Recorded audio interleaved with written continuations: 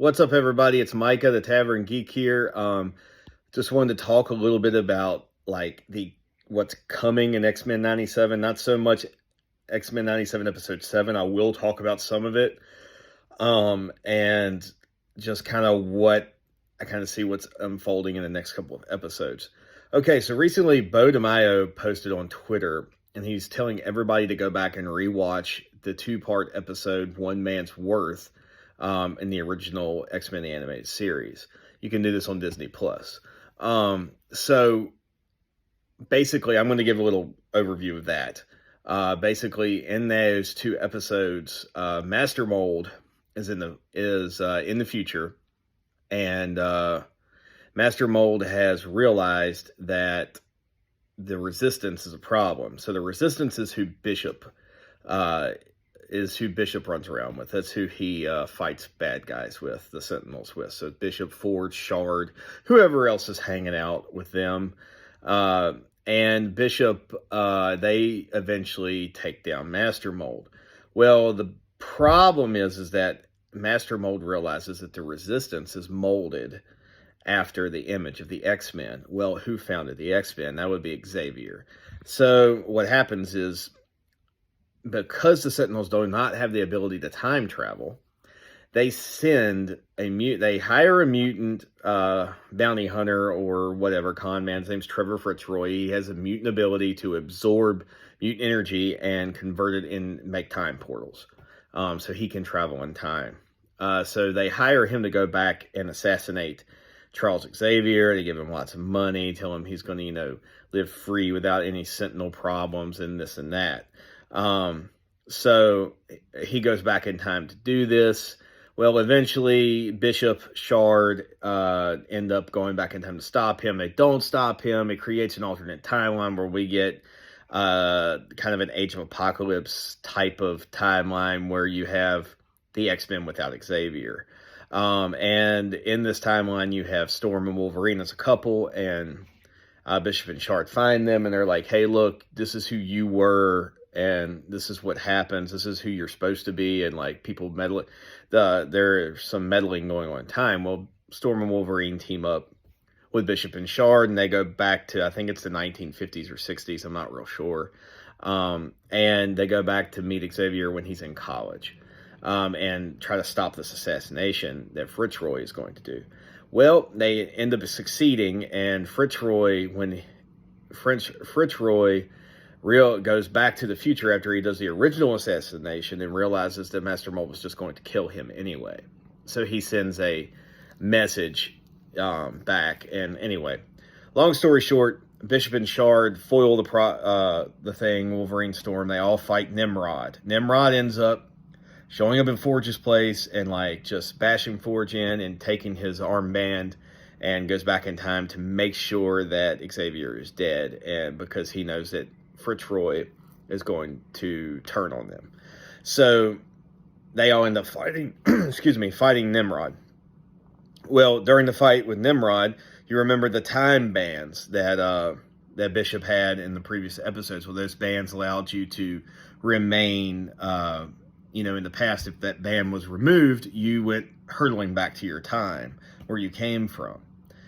So that's how they defeat Nimrod. They blast the band, and the band disintegrates and flies off. So what I think has happened is that at some point in time, when because Nimrod can basically reconstitute himself, he has insane regenerative abilities. When his band when he was destroyed and they shot his band and all his pieces went flying back through time, I think that he scattered across the timeline, and it's taken him a while to piece himself back together. I think that while he had the band on and he went through time, he figured out because he's a really, really he's a really complex machine.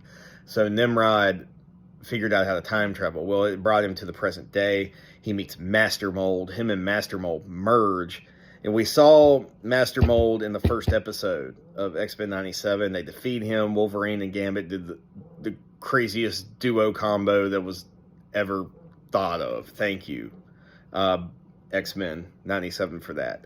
So that master mold fused with Nimrod, and they created, or it could be another master mold. I'm not sure. Maybe future master mold. Who knows? All we know is master mold, Nimrod make the bad guy that you saw at the very end of episode 7 of X-Men 97, Bastion. They make Bastion. And Bastion is OP. Like, that dude is the ultimate Sentinel. So I think that's what's going on. I think it's closely tied to that episode. Now, where does Cable come in? So now we know that Cable is baby Nathan. We know that Nathan was taken to the future by Bishop. So at some point, so Cable is raised by the Resistance. And since in the original timeline, Bishop and his Resistance defeated the Sentinels, Cable's Resistance had to fight Apocalypse. Well, Cable's conquest in the other series, in the original series, was to stop Apocalypse. It always was. So Cable was, he stops Apocalypse or whatever, so we think. I'm sure Apocalypse will be back. But now Cable returns, and he realizes that his timeline is taken over by these like crazy Sentinels that we saw fighting the X-Men at the end of episode 7. So, and that's why Cable came back, and it's kind of awkward because now he has to come back to a time where he has been born and sent to the future. So now his parents recognize him, and now they know this. Now Cyclops is like, holy crap, this whole time you were my kid. And, we got a similar situation in the original series where Cyclops had to pal around with Corsair for a while, and he was like, holy crap, you're my dad. And then he's met Havoc, and he's like, holy crap, he has not realized that Havoc's his brother yet. So Cyclops is going through all kinds of crazy crap, man. Like, it's insane. But yeah, that's where Cable ties in, and Cable's come back to help them defeat Bastion. I'm sure Bishop may show back up. Who knows? It looks like it's going to be a heck of an end series. I don't know what's going to happen, but this is how we get Bastion. And if anybody knows like some of the comics with Bastion, Bastion is like the Omega Sentinel. Like, this is real deal crap. But I just kind of wanted to jump on that note and kind of explain it a little bit. Also, so I want to jump into like episode 7, just a little bit of some other things I saw.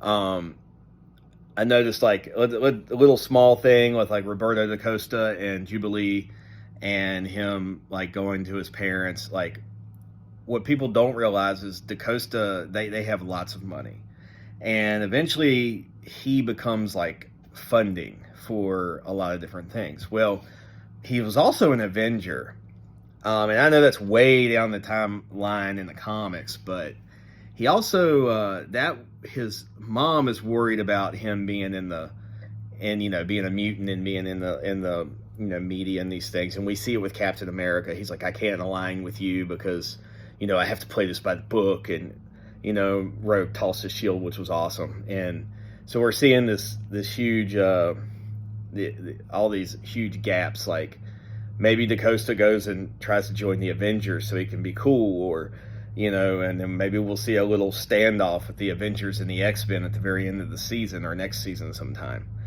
Maybe the Phoenix returns to Jean and the Avengers stand in because, maybe it takes the Phoenix to defeat Bastion, which I'm kind of thinking it's going to happen. I'm thinking Jean's going to manifest the Phoenix, or Jean and Madeline together will do it. I don't necessarily think Madeline's dead. And then on the last note, of things, they purposely, Emma survived for a reason, and I don't know what that is yet, but it showed her secondary mutation. I think it's to hit at secondary mutations, and maybe Jean's is that she can reconstitute the Phoenix Force.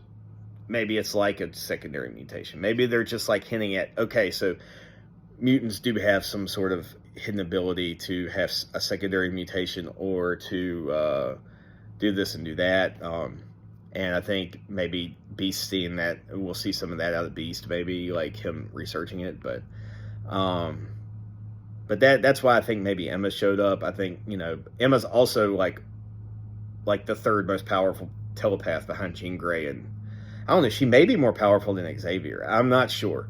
I can't remember that much in the comics, but she's up there as far as telepaths go. But the last couple thoughts here, we're going on the main parts of the series. Xavier and Magneto.